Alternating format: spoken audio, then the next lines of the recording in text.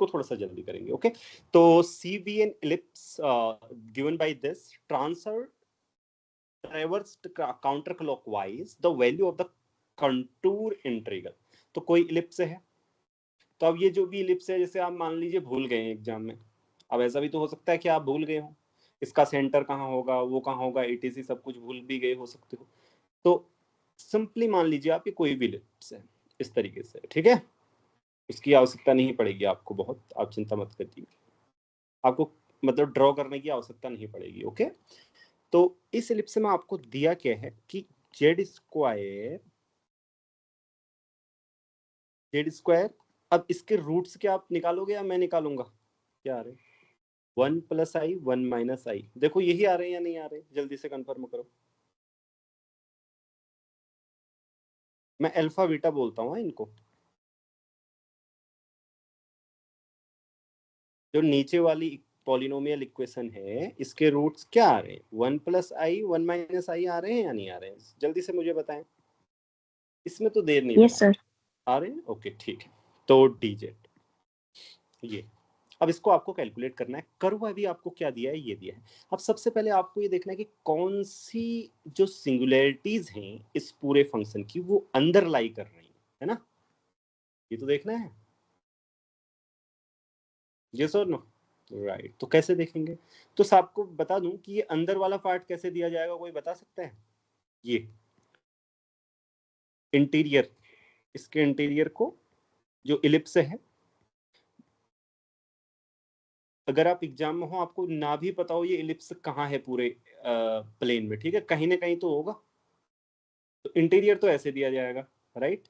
अब आप इनमें से देखिए कितने पॉइंट सेटिस्फाई कर रहे हैं इसको, ये दोनों पॉइंट सेटिस्फाई कर रहे हैं क्या, इसके इंटीरियर में तो नहीं है दोनों पॉइंट। देखो पहला वाला पॉइंट रखूंगा अगर 1 + i - 2 1 + i + 2, ठीक है, लेस देन 8 है या नहीं देखता हूँ इसका मॉडुलस।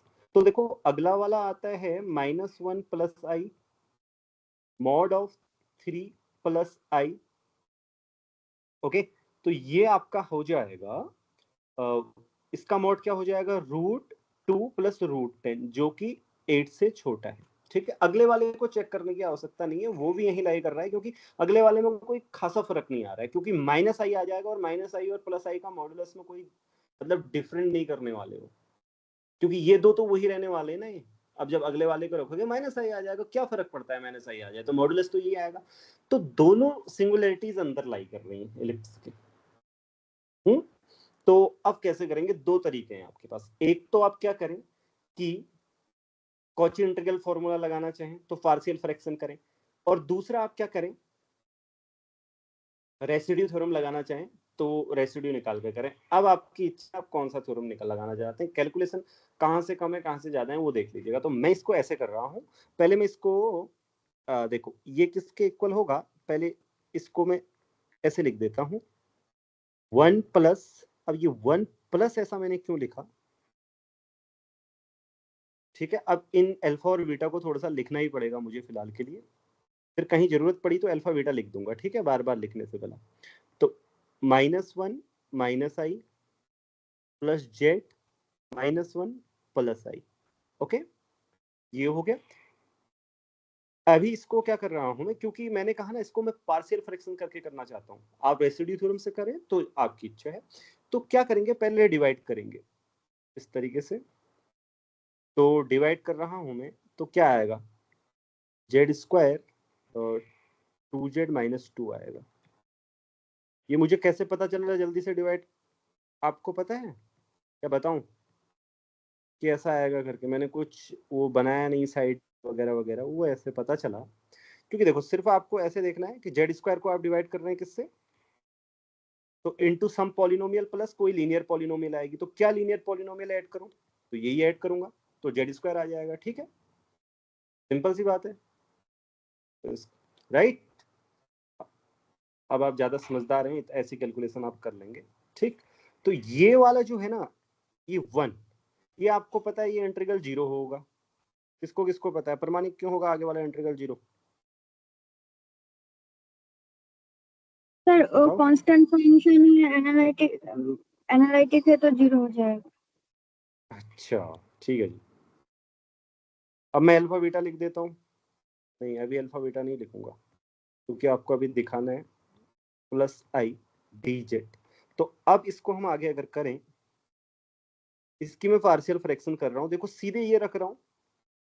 आप ये मत सोचना कि इसमें कोई बहुत बड़ी कैलकुलेशन होती है, नहीं होती है। देखिए कैसे होगी, मैं ए और बी बाद में डिटरमाइन करूंगा, पहले ये कर रहा हूँ कि ए और बी मुझे क्या रखने चाहिए, मैं सोच लूंगा। क्योंकि इसकी पहले 1 1 रखे मैंने, इसकी अगर यहाँ मल्टीप्लाई करो, इसकी यहाँ मल्टीप्लाई करो, तो क्या आएगा z-1 प्लस आई, दूसरी तरफ क्या आएगा z1 माइनस आई।